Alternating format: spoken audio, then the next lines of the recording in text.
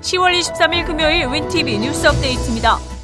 식품의약국 FDA는 22일 항바이러스제인 렘데시비르를 코로나19의 첫 치료제로 정식 승인했습니다. 렘데시비르를 개발한 제약회사 길리어드 사이언스는 이날 자사의 항바이러스제인 렘데시비르를 FDA가 정식 승인했다고 밝혔습니다. 지난 5월 FDA는 코로나19 치료를 위해 팬데믹 기간 동안 렘데시비르의 긴급 사용을 승인했습니다. 도널드 트럼프 대통령도 이달 초 코로나19에 감염돼 병원에 입원 시 렘데시비르를 투여받기도 했습니다. 한국에서도 지난 13일까지 62개 병원에서 약 600명 정도의 코로나19 환자들에게 렘데시비르를 투여했다고 방역당국이 밝힌 바 있습니다.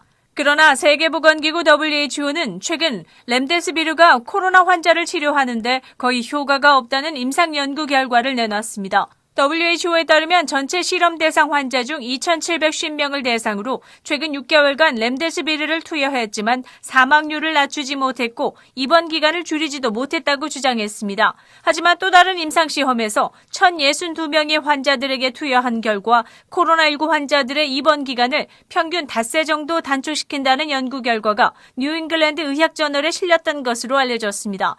제조사인 길리어드사의 주가는 정식 승인 이후 시간 외 거래에서 4.2% 급등한 63달러 18센트를 기록했다고 전했습니다. 도널드 트럼프 대통령이 지명한 에이미 코니 베럿 연방 대법관 후보자의 인준안이 상원의 법사위원회를 통과했습니다. 상원법사위원회 소속 공화당 의원 12명이 모두 찬성표를 던짐으로써 베럿 후보의 인준안이 통과됐습니다. 법사위원장을 맡고 있는 트럼프 대통령의 최측근인 린지 그레이엄 상원 의원은 법에 대한 깊고 폭넓은 이해를 하고 있는 베럿보다 더 적합한 사람은 없다고 말했습니다. 이날 민주당 상원의 법사위원회 소속 10명은 전부 불참했습니다. 상원은 오는 26일 본회의를 열어 베럿 후보의 인준안에 대해 표결할 예정입니다. 공화당이 100석 중 53석을 차지하고 있기 때문에 인준안은 무리 없이 통과될 것으로 보입니다. 코로나 바이러스와 관련된 공공장소 폐쇄는 주택에서의 사교 모임의 확산으로 인해 그 효과가 높지 않다고 백악관 관계자는 경고했습니다. 코로나 바이러스 태스크포스 조정관인 데보라 벅스 박사는 22일 시카고 보건당국자들과 브리핑하는 동안 라이트프 시카고 시장의 공공장소 제한 발표 이후 이같이 언급했습니다. 벅스 박사는 지난 3, 4주 동안 각종 사교 모임 등이 실외에서 실내로 옮겨감에 따라 이로 인해 확진자 수가 급증했다는 분석을 내놨습니다. 시카고 공중보건국장 앨리슨 아와디 박사는 우리가 코로나19의 확산을 목격하는 곳은 우리가 경계를 늦추는 곳이라며 사랑하는 친구를 위해서라도 마스크는 착용해야 한다며 바이러스는 단지 전파될 기회만을 찾고 있다고 경고했습니다.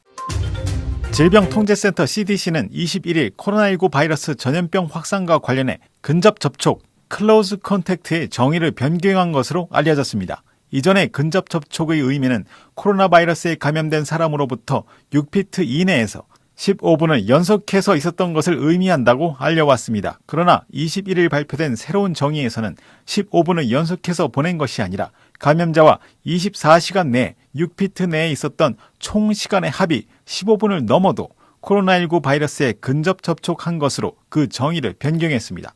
이번 근접 접촉 정의 변경은 버몬트의 교도소에서 발생한 교도 간의 확진 사례에서 촉발되었으며 이 교도관은 확진된 수감자와 짧았지만 여러 번의 접촉으로 인해 전염되었다고 알려졌습니다. 또한 이 교도관은 마스크를 썼으나 수감자는 마스크를 쓰지 않은 것으로 알려져 바이러스 확산 방지를 위해서는 쌍방 마스크의 사용이 필수적인 것으로 밝혀졌습니다. 테네시주 내슈빌에 있는 밴더빌트대 의학센터의 전염병 전문가 윌리엄 샤프너 박사는 누적 노출 15분은 지속 노출 15분만큼이나 위험하다고 언급했습니다. 당국은 발표에서 올해 노스캐롤라인에서 아동 포르노 혐의로 체포된 10대 청소년이 총으로 가득 찬 밴을 타고 민주당 대선 후보인 조 바이든의 자택 4마일 근처까지 이동해 그를 처형할 계획을 세우고 있었다고 밝혔습니다. 19세의 알렉산더 트레이스만은 이 혐의로 노스캐롤라이나 더럼의 미국 지방법원에 의해 구금된 것으로 알려졌습니다. 트레이스만의 흰색 밴은 노스캐롤라이나주 샬럿의 한 은행 주차장에 버려졌으며 그 내부에는 자동소총과 9mm 권총 등 소총 6자루와 현금 50만 달러가 발견되었으며 폭탄 제조법과 생존에 관한 도서, 이슬람 관련 서적이 발견되었습니다. 또한 캘리포니아주, 워싱턴주, 플로리다주 등 3개의 신분증을 가지고 있었으며 휴대전화와 노트북에 아동 포르노 수천 장이 있었다고 알려졌습니다. 그의 컴퓨터 안에 있는 또 다른 하드드라이브 폴더의 제목은 A Guide to Mass Shooting이었으며 그 안에는 미국 역사상 최악의 대량 총격 사건이었던 라스베이거스 만달레이 베이 카지노에서 벌어진 총격 사건에 대한 내용이 있었다고 밝혀졌습니다. 또한 발견된 메모에는 바이든을 처형하겠다고 적혀 있었다고 전해졌습니다. 10월 23일 금요일 코로나19 현황입니다. 미 전 지역 누적 확진 870만 5,818명, 신규 확진 4만 4,167명, 누적 사망 22만 8,916명, 신규 사망자 수는 535명이며 지금까지 완치된 사람은 567만 6,832명입니다. 일리노이주 누적 확진 36만 4,033명, 신규 확진 3,874명, 누적 사망 9,418명, 하루 새 신규 사망자 수는 31명을 가리켰습니다. 다음은 각 주의 신규 확진자와 신규 사망자 수입니다.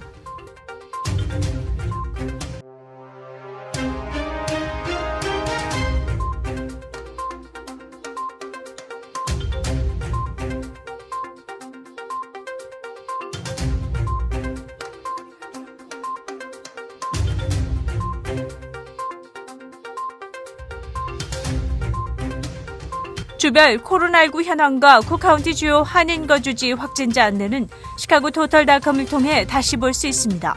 윈TV 24.5와 MCTV 24.6 방송은 공중파 채널을 통해 시청하실 수 있습니다.